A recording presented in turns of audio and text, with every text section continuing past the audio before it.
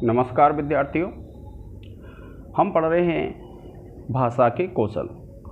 मैंने आपको पहले बताया था कि जो भाषा होती है, भाषा में कुशलता लाना अत्यंत आवश्यक होता है। और उस भाषा में कुशलता लाने के लिए हम क्या है, भाषा कौशलों का अध्ययन करते हैं। और ये जो भाषा कौशल हैं 4 हैं, मैंने आपको बताया था, जिनका क्रम क्या है। प्रथम श्रवण है, द्वितीय भाषण है, तीसरा पठन है और चतुर्थ क्या है, लेखन है। तो ये जो भाषा कौशल हैं ये 4 हैं, कई बार परीक्षाओं में पूछे जाते हैं। और इनसे संबंधित जो प्रश्न हैं, जब ये भाषा कौशल का प्रकरण पूर्ण हो जाएगा तब हम उनको हल करेंगे कि अब तक रीट में कौन से प्रश्न आए हैं और किस प्रकार से हमें उनको हल करना है, कि भाई ये प्रश्न हैं और इनको हमें हल करना है। अब देखिए, जब आप पढ़ते हैं तो पठन जो कौशल है, सबसे पहली जो बात आती है कि ये जो पठन कौशल है, ये पठ धातु, इसमें धातु कौन सी है, पठ, ठीक है। और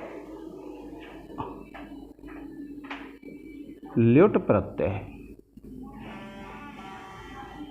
पठ धातु और ल्युट प्रत्यय है। फिर उसके बाद जब आप देखते हैं तो इसका जो अर्थ क्या है, पठन का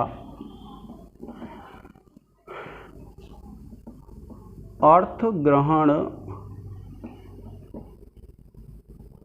पूर्वक पठनम। क्या कहते हैं विद्यार्थियों, इसका जो अर्थ है वो क्या है कि अर्थ ग्रहण पूर्वक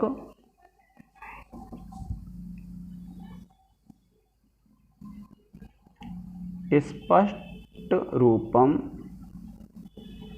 वाचनम। यानी किसी विषय वस्तु को जब हम अर्थ ग्रहण पूर्वक वांचते हैं, पढ़ते हैं, तो उसको क्या कहते हैं हम विद्यार्थियों, पठन कहते हैं। यह प्रश्न है, यह कई बार परीक्षाओं में पूछा गया है कि पठन किसको कहते हैं। तो आप ये ध्यान रखेंगे कि पठन किसको कहते हैं कि किसी भी विषय वस्तु को अर्थ ग्रहण पूर्वक वांचना, पढ़ना क्या कहलाता है, पठन कहलाता है। यानी अर्थ ग्रहण पूर्वक किसी चीज़ को पढ़ना, वांचना क्या कहलाएगा, पठन कहलाएगा। तो ये अनेक बार पूछा गया है, आपको ध्यान रखना है कि अर्थ ग्रहण पूर्वक किसी वस्तु को पढ़ना क्या कहलाता है, पठन कहलाता है। दूसरी बात आती है कि यह तृतीय भाषा कौशल है।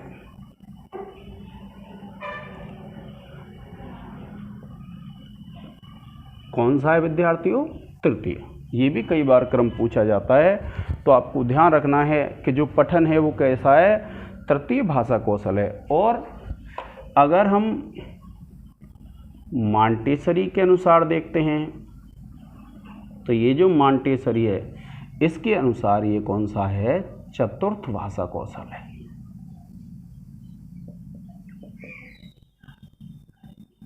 क्योंकि आपको पता है मॉन्टेसरी ने अंतिम जो क्रम है उसको बदल दिया है। ये विद्यार्थियों आपके समझ में आ गया होगा कि क्या होता है कि इस तरीके से जब हम पढ़ते हैं तो ये स्थिति होती है आपकी कि ये है। और पठन किसको कहते हैं भैया, या तो किसी चीज़ को अगर हम मन में, कोई भी विषय वस्तु है, या तो मन में पढ़ रहे हैं या बोल के पढ़ रहे हैं, वही क्या कहलाता है, आपका पठन कहलाता है, पढ़ना। लेकिन केवल पढ़ना नहीं, उसका अर्थ भी ग्रहण करें और उसको हम वांचें भी, उसको पढ़ें भी, तब उसको क्या कहेंगे, हम पठन कहेंगे। तो पठन कौशल के विकास के लिए, पठन अच्छी तरह से छात्र कर सकें, इसलिए इस भाषा कौशल का अध्ययन कराया जाता है, पठन कौशल का। अब देखिए कि ये जो है, इसके उद्देश्य क्या होते हैं। आप इसका एक स्क्रीनशॉट ले लें। तो ये जो उद्देश्य होते हैं, क्योंकि भाई पठन का अध्ययन कराया जाता है और पठन का जब अध्ययन कराया जाता है तो इसका उद्देश्य क्या है? तो देखिए, एक होते हैं हमारे उद्देश्य प्राथमिक स्तर पर। कौन से स्तर पे होते हैं? प्राथमिक स्तर पर। तो इसमें पहला जो है वह है पठने क्रमोच्चारण सामर्थ्य संपादनम। क्या होता है विद्यार्थियों? पढ़ने में क्रम पूर्वक उच्चारण की सामर्थ्य उत्पन्न करना, यह एक प्रयोजन होता है, इसका उद्देश्य होता है। फिर दूसरा है, देखिए, अवगमन पूर्वकम। क्या कहते हैं? अवगमन पूर्वकम पठन कौशल संपादनम। फिर तीसरा है विद्यार्थियों, क्या है?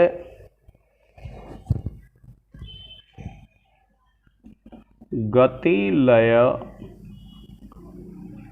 पुरस्सर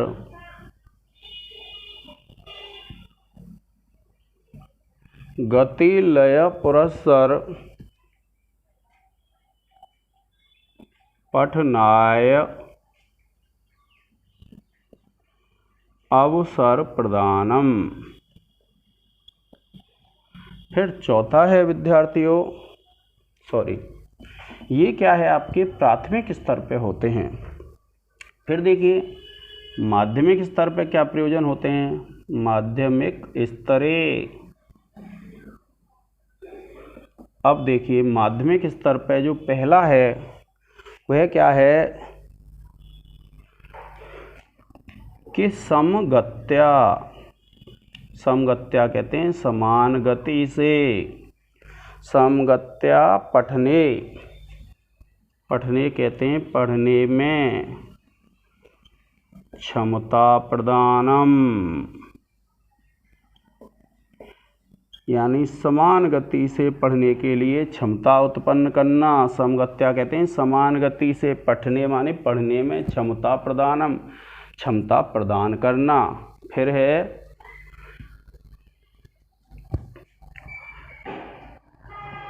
वाचिक अभिनयेन सह।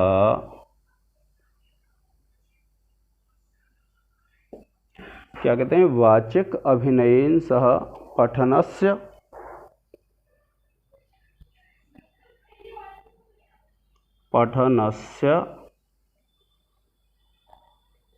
अभ्यासः। कि वाचिक अभिनय किसको कहते हैं? जिसमें वाणी के द्वारा अभिनय किया जाता है। वाचिक अभिनय से, जैसे कोई वाणी का अभिनय है, मान लो कोई ओज में पढ़ना है, वीर रस में पढ़ना है तो उसको उस हिसाब से पढ़ता है, अगर करुण में पढ़ना है उस हिसाब से पढ़ता है, यानी वाणी का अभिनय कर सके कोई व्यक्ति, तो उसको कहते हैं हम, उसके कहाँ माध्यमिक स्तर पे इसको क्षमता प्रदान करते हैं।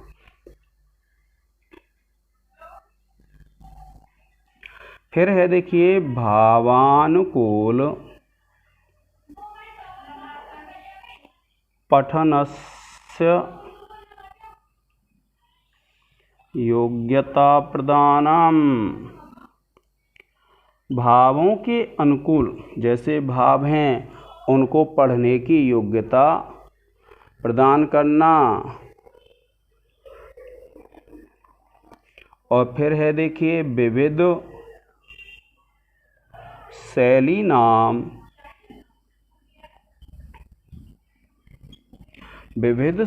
नाम पठने क्षमता प्रदानम।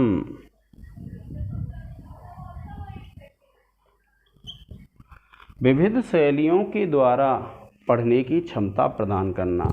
कोई किस शैली में पढ़ रहा है, जैसे गा के पढ़ रहा है, या कोई उतार चढ़ाव के साथ पढ़ रहा है, इस प्रकार की जो क्षमता होती है विद्यार्थियों, उसको प्रदान करना भी क्या है, इसका एक उद्देश्य होता है। किसका उद्देश्य होता है? पठन कौशल का। आप इसका एक स्क्रीनशॉट ले लें विद्यार्थियों।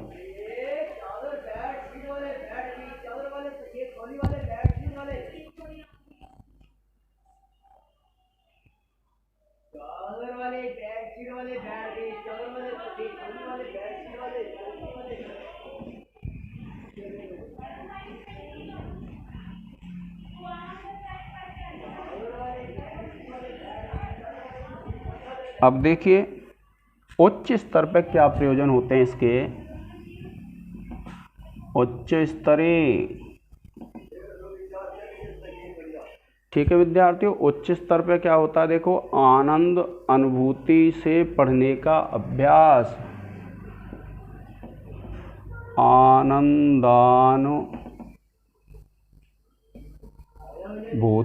सह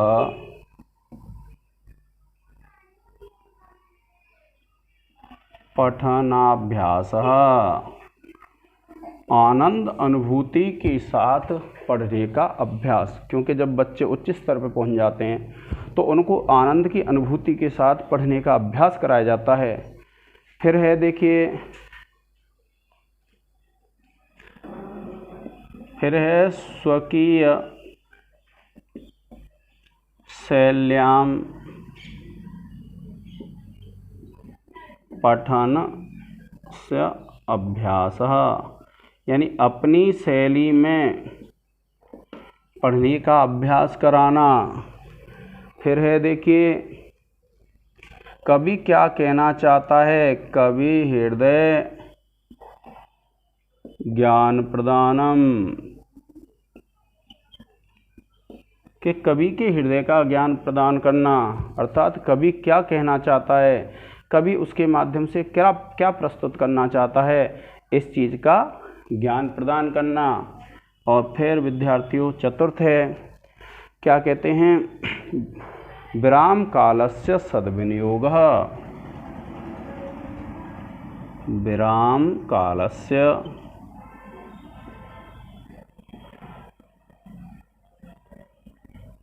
सद्विनियोगः, यानी जो विराम काल होता है उसका सदुपयोग करने के लिए भी क्या है, अभ्यास कराया जाता है। ठीक है विद्यार्थियों, तो ये जो हो जाते हैं वह क्या हो जाते हैं, प्रयोजन हो जाते हैं। जब आप पठन करा रहे हैं तो आपको यह पता होना चाहिए कि किसी भी छात्र के पठन कराने के लिए क्या प्रयोजन हो सकते हैं, हम उसको पठन क्यों कराते हैं। अब देखिए, इसके बाद जब हम चलते हैं तो आगे वाला जो बिंदु आता है वह आता है पठन के प्रकार। तो आप देखिए, पठनस्य भेदाः। तो देखिए, सबसे पहले जो पठन होता है उसके दो भेद होते हैं विद्यार्थियों। एक तो होता है सस्वर पठनम और एक होता है मौन पठनम। कई बार ये प्रश्न पूछा गया है कि इनमें अर्थ ग्रहण की दृष्टि से कौन सा पठन श्रेष्ठ है। तो आप इस प्रश्न को याद रखेंगे विद्यार्थियों कि मौन पठन अर्थ ग्रहण की दृष्टि से श्रेष्ठ है। कई बार ये प्रश्न पूछा गया है कि अर्थ ग्रहण की दृष्टि से कौन सा पठन श्रेष्ठ है, तो मौन पठन श्रेष्ठ है। अब उसके बाद देखिए, ये जो पठन है इसके दो भेद हो जाते हैं। एक तो होता है आदर्श पठन और एक होता है अनुकरण पठनम।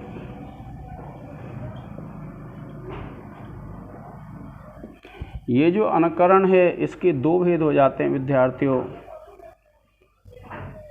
व्यक्तिगत और संवेद। ये जो आदर्श पठन है ये शिक्षक द्वारा किया जाता है। आपसे कई बार परीक्षाओं में ये प्रश्न पूछा गया है कि यह आदर्श पठन कौन करता है, तो आपको ये ध्यान रखना है कि जो आदर्श पठन है वो किसके द्वारा किया जाता है, शिक्षक के द्वारा किया जाता है, क्योंकि शिक्षक छात्रों का आदर्श होता है और उसके द्वारा जो भी पठन किया जाता है वो कौन सा होता है, आदर्श पठन। अब देखिए आदर्श पठन के बाद अनुकरण पठन होता है। अनुकरण पठन क्या होता है, अनुकरण पठन ऐसा होता है जिस पठन में छात्र शिक्षक का अनुसरण करते हैं, और वह जो अनुसरण है वह दो प्रकार से हो सकता है। अगर शिक्षक एक छात्र को खड़ा करके उस छात्र के द्वारा पढ़े गए जो अंश होते हैं, यानी शिक्षक ने मान लीजिए निर्देश किया किसी भी छात्र को एक अंश पढ़ना है, तो वह अंश जब छात्र पढ़ लेता है और मध्य में अगर गलती करता है तो शिक्षक उस गलती को बाद में सही कर देता है। इस पठन में, अनुकरण पठन में व्यक्तिगत जो अनुकरण होता है, यह बात बड़ी ध्यान देने योग्य होती है कि जब छात्र अपना अंश पढ़ रहा है, यानी मान लीजिए एक पेज पढ़ने के लिए कहा शिक्षक ने और छात्र पढ़ रहा है और मध्य में अगर गलती कर रहा है पढ़ने में, तो शिक्षक को उसको बीच बीच में टोकना नहीं है। जब वह पढ़ के रुक जाएगा तब शिक्षक को उसको रोकना है, रुक जाएगा, तब जो छात्र ने गलती की है शिक्षक उन गलतियों को ठीक कर देते हैं। फिर उसके बाद होता है दूसरा संवेत पठन। संवेत पठन को विद्यार्थियों सामूहिक पठन भी बोल देते थे। क्या बोल देते हैं इसको हम, सामूहिक पठन, संवेत या सामूहिक। अब ये जो संवेत या सामूहिक पठन कैसा होता है, जिसमें शिक्षक का अनुकरण कक्षा के संपूर्ण छात्र करते हैं। जैसे मान लीजिए वर्णमाला का उच्चारण चल रहा है और शिक्षक ने बोला ए, तो संपूर्ण जो कक्षा के छात्र हैं वे भी क्या बोलेंगे, ए। आपने देखा होगा जो प्राथमिक स्तर पे वर्णमाला सिखाई जाती है तो क्या करते हैं, शिक्षक बोलता है अ तो सब छात्र बोलते हैं अ। तो ये जो है ये क्या है, संवेत या सामूहिक पठन कहलाता है, अनुकरण पठन। कौन सा, सामूहिक अनुकरण पठन। इसका लाभ क्या होता है कि जिन छात्रों के मन में संकोच होता है, जो छात्र बोलने में संकोच करते हैं, उन छात्रों का संकोच दूर हो जाता है, भय नहीं रहता है, वे संपूर्ण समूह के साथ बोलते हैं। इस अनुकरण में, संवेत अनुकरण में, सामूहिक अनुकरण में शिक्षक को यह ध्यान रखना पड़ता है कि जो छात्र अशुद्ध उच्चारण कर रहा है तो उस छात्र को उस स्थान से उठा करके शिक्षक ऐसे छात्र के पास बैठा देता है जिस छात्र का उच्चारण शुद्ध है, और फिर वह जो अशुद्ध उच्चारण कर रहा था छात्र, वह भी शुद्ध उच्चारण करना सीख जाता है। तो दो पढ़े हमने, एक अनुकरण, व्यक्तिगत अनुकरण, और एक सामूहिक अनुकरण।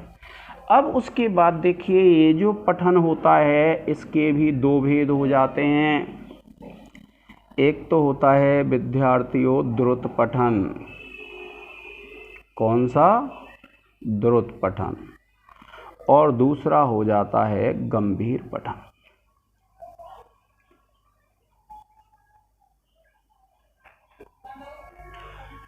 द्रुत का तात्पर्य आप जानते हैं शीघ्रता होता है, तो द्रुत पठन और गंभीर पठन। तो द्रुत पठन, द्रुत का अर्थ क्या होता है विद्यार्थियों, शीघ्र होता है। जब आप किसी भी विषय वस्तु को शीघ्रता से पढ़ते हैं तो वो कहलाता है आपका द्रुत पठन। जैसे मान लीजिए आपकी परीक्षा है और आप उसका पुनर्अभ्यास कर रहे हैं, रिवीजन कर रहे हैं, तो कौन सा पठन काम आता है, वहाँ द्रुत पठन आता है। क्यों?